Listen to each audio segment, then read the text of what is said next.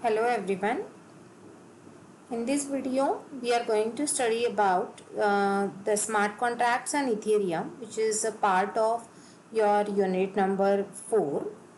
So, as all of you have implemented your mini projects in blockchain, so you all have gone through the concepts which we are going to cover in this unit. Already you all are aware with all the concepts, but as it is a part of your syllabus, complete unit number 4 is about smart contracts and Ethereum. We'll be covering it in the form of video, as well as this particular unit also carries the maximum weightage for your end term examination. So practically you all know that what is smart contract, how it is to be implemented, how it is to be deployed, and how it is to be tested in Ethereum framework. Okay, but then in theory, we have to learn the concepts properly, and you must be able to write it properly in the examination. So we'll be starting with this. So in this particular unit, we all are going to cover the topics like history of Ethereum. So what are the major events which happened in the history of Ethereum? So that we are going to cover. Then what is the purpose and the types of smart contracts? We'll be studying about introduction to Ethereum, how Ethereum is different than Bitcoin. So the Bitcoin versus Ethereum stack we'll be looking into. Then peer-to-peer network in Ethereum, consensus mechanism in Ethereum, script in Ethereum. It's nothing but smart contracts only. How to write it? What are the different components of it? Then developing and executing smart contracts in Ethereum. What is state and data structure in Ethereum? So these are the topics which we are going to cover in this particular unit. So let us start. So we'll start with some of the actors which are used in blockchain solution. So this particular lecture we are going to talk about some of the basic blockchain components and the concepts which and how some of these components they interact with each other.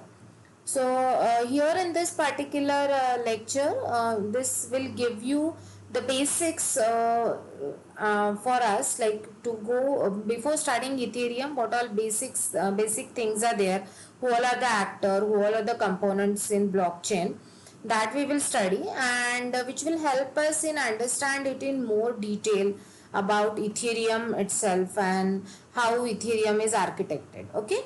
So for that we need to study these basic actors in the blockchain solution.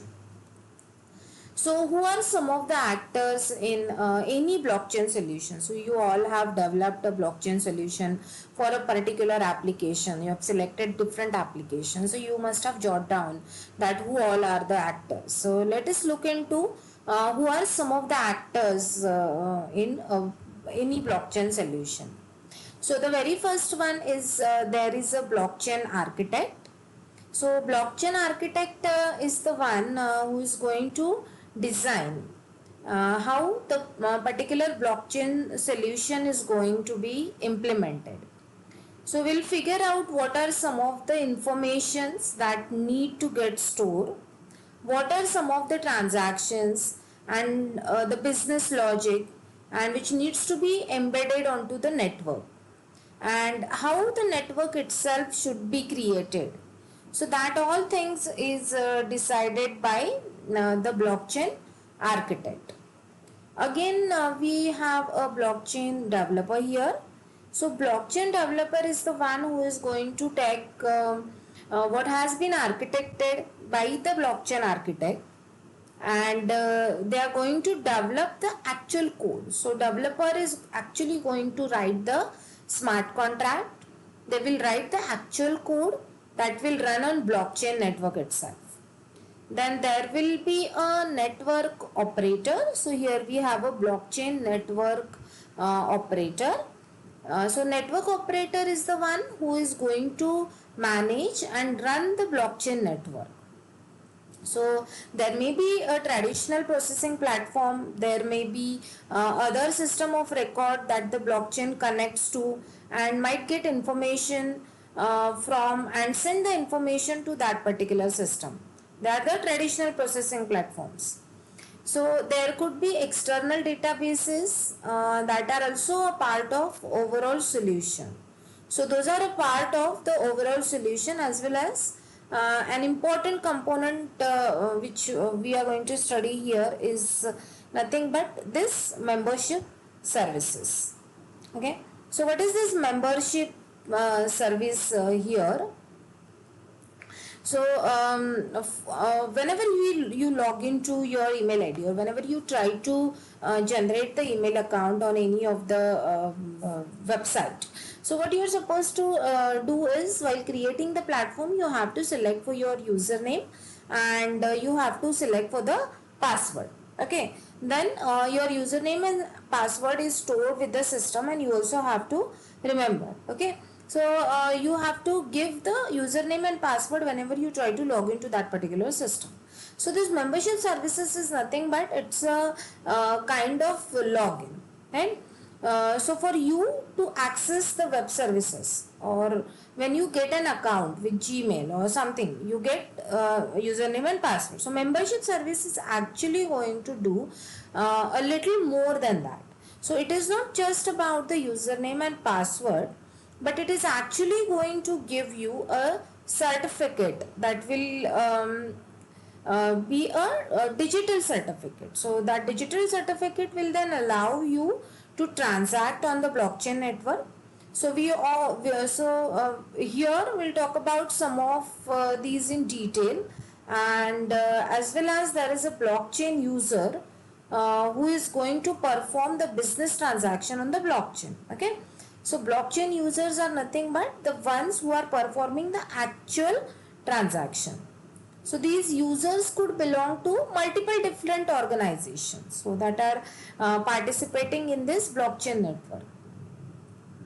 Then there is also a regulator. So this regulator is optional here.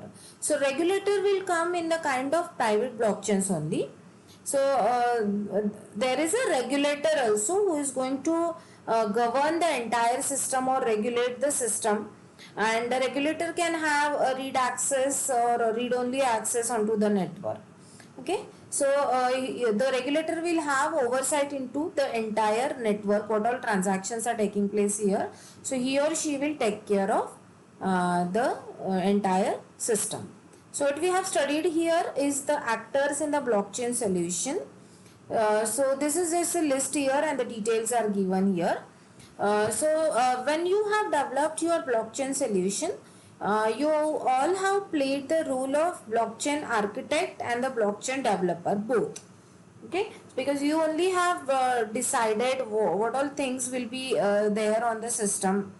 You were the one who were responsible for the architecture and design of the blockchain solution, and you are the only one who has developed the smart contract that interact with the blockchain and which can be used by blockchain users. Okay, so you have played the role of both a blockchain architect and a blockchain developer.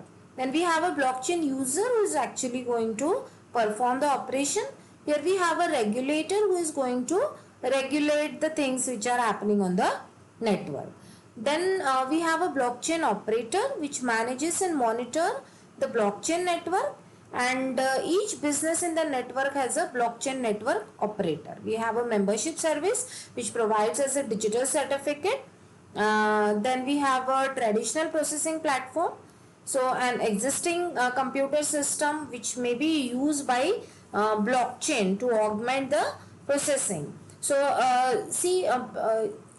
nobody can directly start with the blockchain solution. We already have a traditional systems and traditional solutions here, and blockchain is eventually going to come, and we are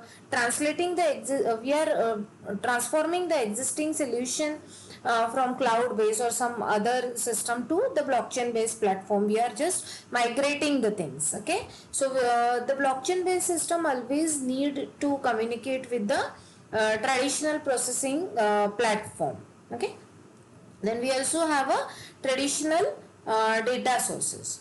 So all of these can be these are the different actors or the different distinct user